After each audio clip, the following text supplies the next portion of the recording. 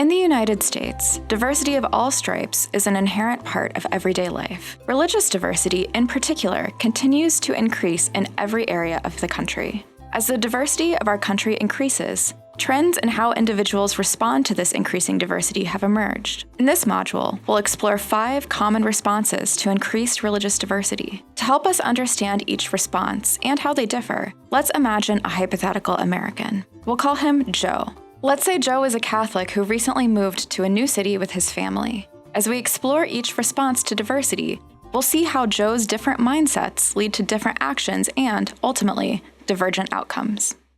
In the first response, people prefer to associate only with their own group and avoid engaging with people of other religious traditions or anyone with different beliefs and practices. This response can be fueled by distrust or fear, but isn't always extreme.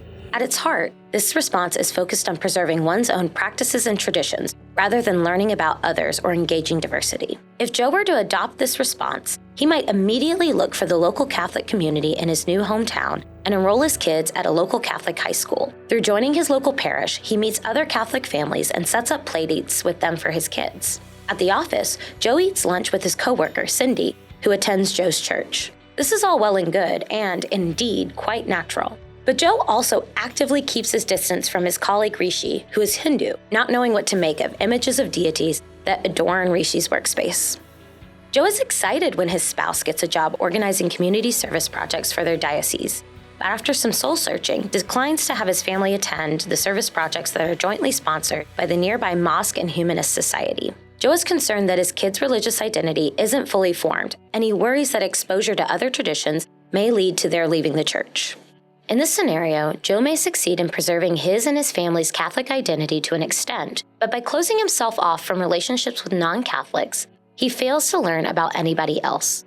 His behavior is not extreme, but demonstrates fear and distrust of anyone different from him. In the second response to diversity, some people go even further and intentionally build barriers between themselves and others. They may do this because they believe that they are solely right in their religious or non-religious convictions, and anyone who disagrees with them is wrong. Let's look at how things might go differently if Joe erected such barriers, rather than keeping to himself. In this scenario, instead of simply avoiding Rishi at work, Joe intentionally amplifies the differences between them. Joe tells Rishi he won't eat with him because Rishi's beliefs are false and inferior, and loudly insists that Rishi remove the images of deities from the office space because Joe finds them offensive and inappropriate.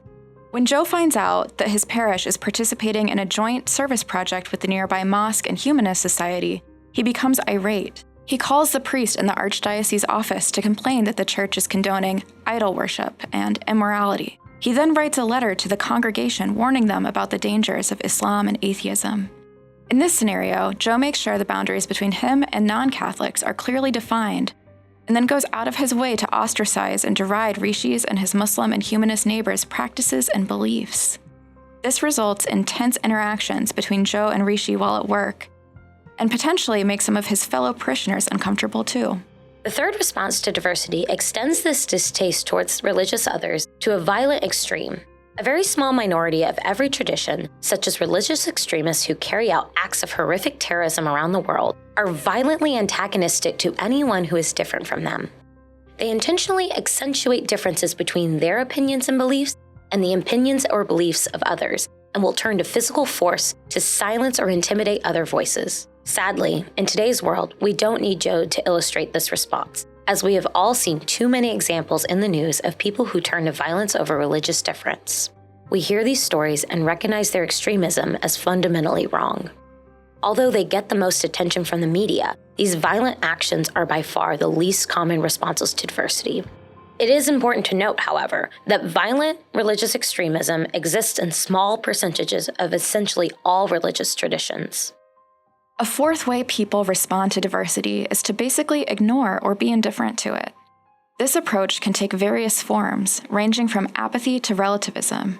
Let's return to Joe and his family and see how things might go if he adopted this mindset. Joe brings his family to the company picnic, where Rishi has brought his family as well. When Joe offers Rishi's kids some hamburgers, Rishi interjects that, for religious reasons, his family is strictly vegetarian. Joe is surprised and shares that he feels badly for Rishi's kids, since all religion is essentially the same, and it seems a shame to miss out on good food over something that doesn't really matter that much. Although Joe means no harm, his comments belittle the unique qualities of Rishi's family's Hinduism and the real and meaningful way that it shapes their lives. People often make the mistake of ignoring or glossing over religious difference with the best intentions. It can be a misguided attempt to bring people together despite differences. But in reality, by dismissing the distinctions of a religious tradition, Joe has undermined the religious identity of his new friends. Finally, some people respond to diversity by positively engaging with others in order to build bridges of understanding and cooperation. These are the bridge builders, the people who transform diversity into pluralism. They approach others with respect and curiosity rather than distrust and fear. Let's go back to Joe one final time. Imagine if Joe sought ways to build lasting relationships with people who held fundamentally different religious beliefs, such as Rishi or the nearby mosque and humanist society. Through socializing with him at work, Joe discovers that Rishi and Joe have sons in the same class, and they both resolve to start volunteering at their children's school. Rishi and his spouse have invited Joe's family to join them for their Diwali celebrations, and in turn, Rishi's family never misses Joe's annual Christmas party. Through his friendship with Rishi, Joe has come to know other members of a local Hindu service organization, and together he and Rishi have started a monthly collection drive for children in need of shoes, clothing, and school supplies, through which they have both also met Muslims from the nearby mosque and humanists. Joe still maintains his strong Catholic convictions and, indeed, believes that the church has insight to the essential truth that Hinduism, Islam, and humanism lack. But by intentionally engaging diversity in positive ways, Joe and others are able to build not only lasting relationships despite their differences, but are able to amplify the good in their shared community by working together on various projects. These bridge builders strive to find shared values with others, to identify common goals with people who have different beliefs and practices, and to form a more cohesive and supportive community. In short, they build religious pluralism, and the people who build pluralism are interfaith leaders. So how do we become bridge builders?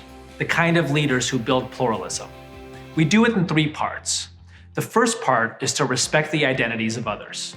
That means acknowledging that people have the right to form their own identity, the right to express their identity, and that those identities ought to be offered reasonable accommodation whenever possible. Listen, respect does not mean agreement. An interfaith leader is tasked to respect individual identities even when she ultimately cannot fully agree with them.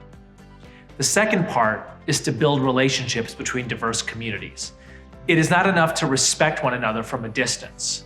Pluralism requires that we actively seek out positive, constructive, warm, and caring engagement with one another. These relationships can be through civic action, friendly conversation, or shared activities. Such relationships do not require us to hide our differences or fake agreement, but are instead forged with the recognition of both differences and commonalities. The third part of pluralism is to find ways to bring diverse individuals and communities together in commitment to the common good. By common good, we mean those principles and structures that benefit a wide range of people and that people generally agree ought to be upheld. For example, when families come together to ensure that children have a safe place to play, all neighborhood families benefit, regardless of whether they are Christian, Muslim, Hindu, or atheist. Part of the challenge of interfaith work is that different communities have different notions of what constitutes the common good. The goal, therefore, is to identify values that are both widely shared and deeply held. There are many things we disagree on, but there is a surprising amount that we hold in common. Let's recap. What's the difference between diversity and pluralism? Religious diversity is neither good nor bad, but it is merely the reality of life in the United States today. Pluralism is the positive and constructive way of approaching that diversity through respecting identities, building relationships, and committing to the common good. Unlike diversity, pluralism does not happen on its own, but requires rigorous commitment by individuals and communities. When diversity is left unengaged or goes in negative directions, the result is often prejudice, discrimination, and conflict.